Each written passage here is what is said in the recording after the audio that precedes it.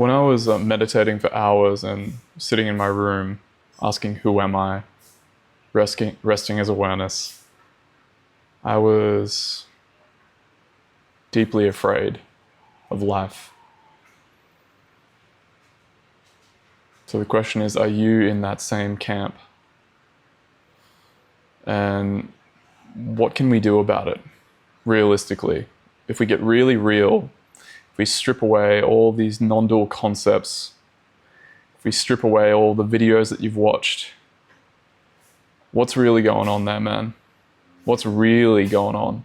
When I was sitting in my room meditating for hours and hours back in 2021, 2022, 2023, 2 hours a day with Vipassana originally after a couple 10-day retreats I attended, and then eventually transitioning to non-duality.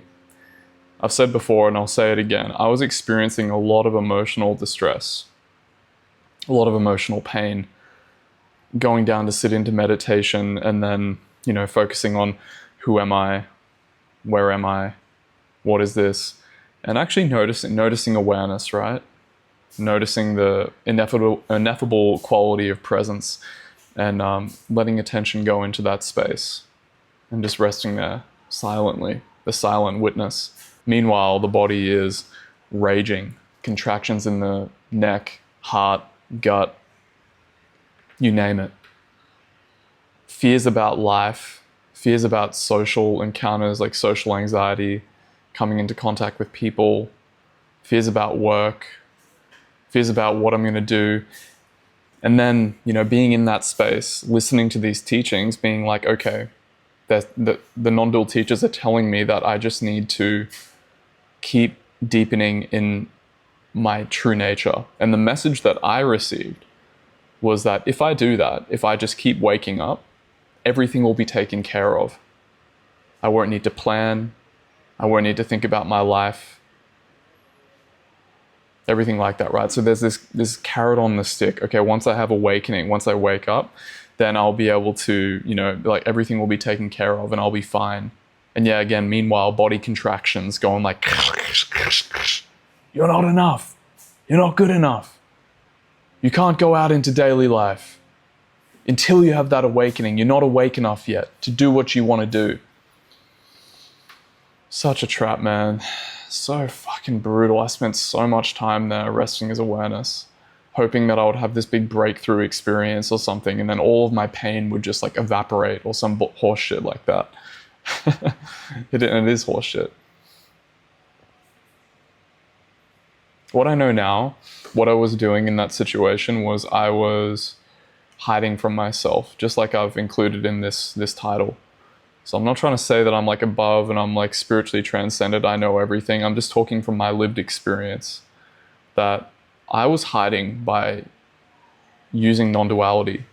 I'm not actually rejecting the non-dual teaching by any means, but what I'm saying is there's a part of my psyche that co-opted those teachings. A part of my psyche co-opted those teachings to stay safe in its familiar comfort zone, right? Because ultimately there is some real truth in that, in real non-duality. There's real profundity in it.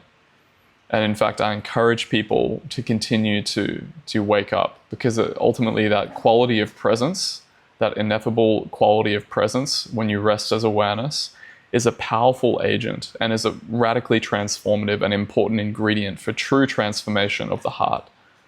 It's significantly important, and to have an awakening is definitely an important pursuit, to know our true nature. So I encourage that. And yet, when we're talking about engaging with life and integrating into life, it doesn't cut it, man. So even if you're having a glimpse of your true nature right now, or maybe you've had a full-on awakening and you're noticing there's just all this pain, there's all this dysfunction in your life. Like you're not working the job that you want. You're still an absolute mess socially with people. You still have all sorts of avoidant and anxious and dysregulated mechanisms in relationships playing out. You're still so terrified to engage with the world and you don't know why. Or you have like a lingering sense of what the hell is wrong with me? Why am I so anxious all the time? And the solution, what we tend to do, because we've been chasing that carrot for so long through non-dual teachings, right? We keep chasing that carrot. We double down on our meditation practice. Right? Are you following with me? You double down on the meditation practice, and then what you do, you feel dysregulated, so you go to meditate, you sit down, you rest as awareness. Who am I? Who am I? Who am I? Oh, okay, I feel a little bit better.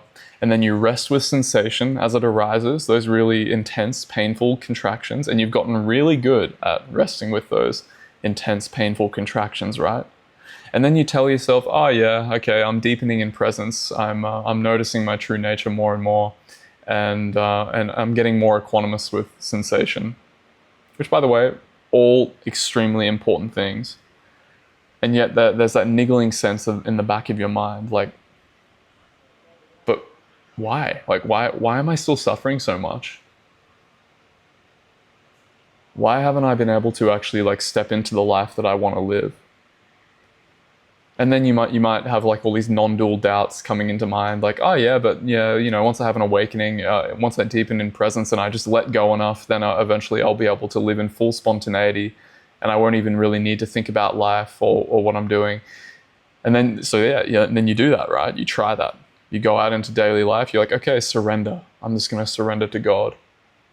And it's not long before you hit a self-sabotage, like a really painful emotion or something that's just like, no, you can't live the life that you want to live, bro. And then you succumb into that contraction and you don't take action. And then you beat yourself up, and then you meditate again, and then rinse and repeat, rinse and repeat, rinse and repeat, rinse and repeat. Oh, when I just have that awakening, right? When I just deepen in presence. So what's going on here, man? What the fuck is going on here? Like, if we get really real with ourselves, if we drop all this like spiritual conceptualization and all frameworks, like, what is going on here? We're having these emotional contractions on an ongoing basis, and we're unable to live the life. And then we're acting out these personas, these spiritual personas of like being nice, being the one who has it together. Just like holding back from life. All this shit, right? My question to you, if you're relating to this, is what do you want? What are you afraid to be? What's truly on the other side of awakening for you?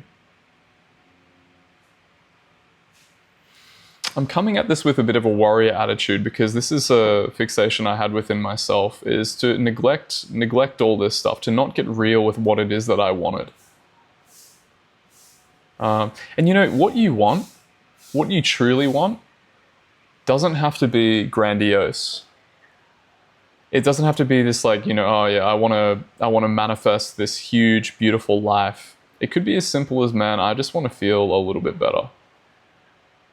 Or I just want to show up in relationships with people just that little bit better. Just that little bit less contracted, where I can actually give myself over to another person. I want to open my heart more to people and see them and work through some of this conditioning that's getting in the way.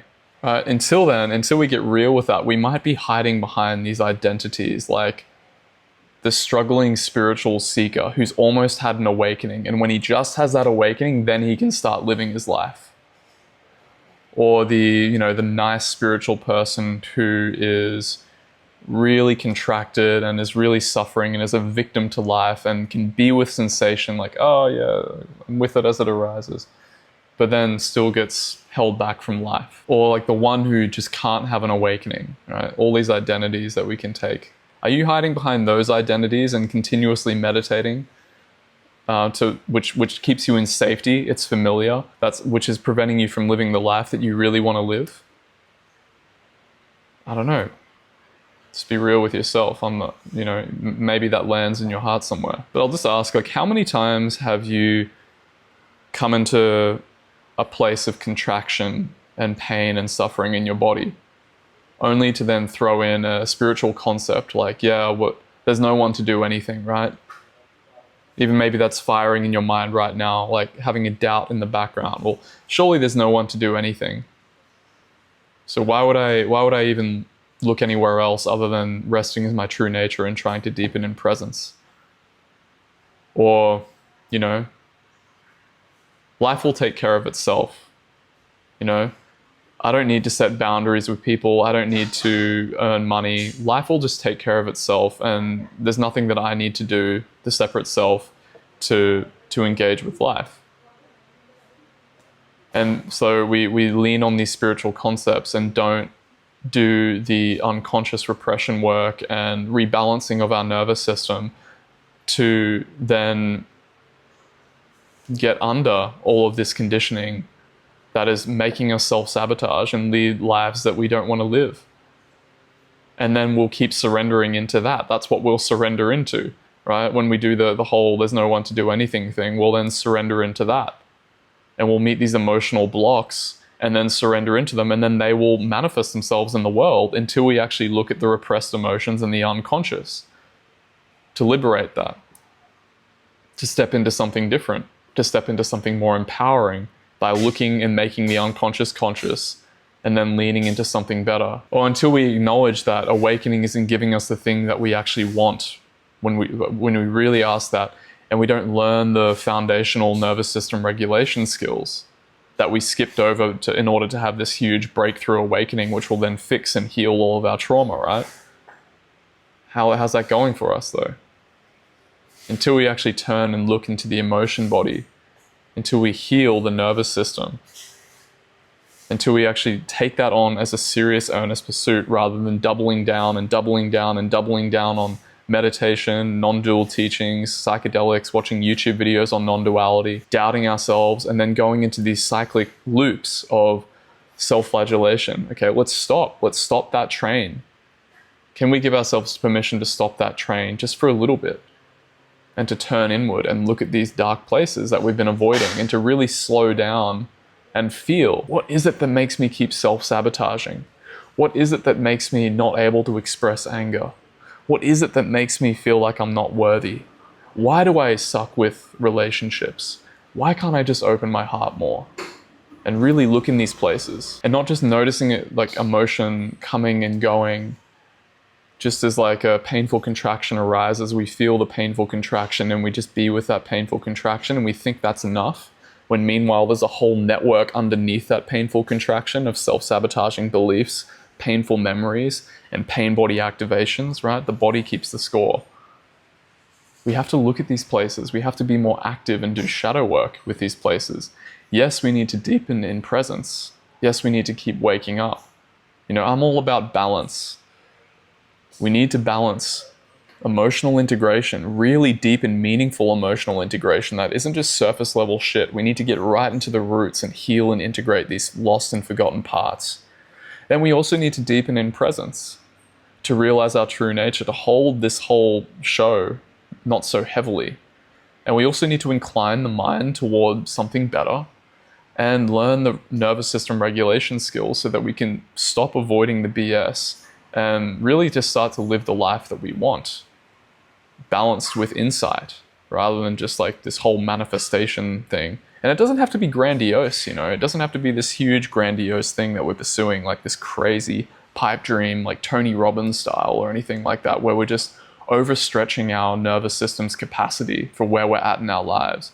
It could just be small little steps in the direction that we want to go. But as long as we get real with ourselves, with truth and love as the foundational orientation, things that I care about most, then that's where we'll start going if we really are honest with ourselves. And, you know, for me, love and truth is all that matters.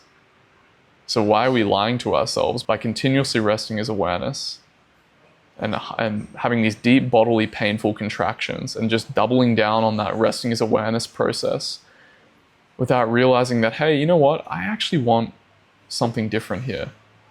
I want to step into something new, something powerful, something full, something rich. And what's in the way is ultimately the lack of balance. We've been resting as awareness a lot of the time. We need to integrate the emotional processing aspect as well and then accrue all of the other skills necessary, like the nervous system regulation skills at a foundational level, the most basic of basic, and really build a strong foundation so we can move into the life that it is that we want to live, rather than just continuously bypassing in resting as awareness,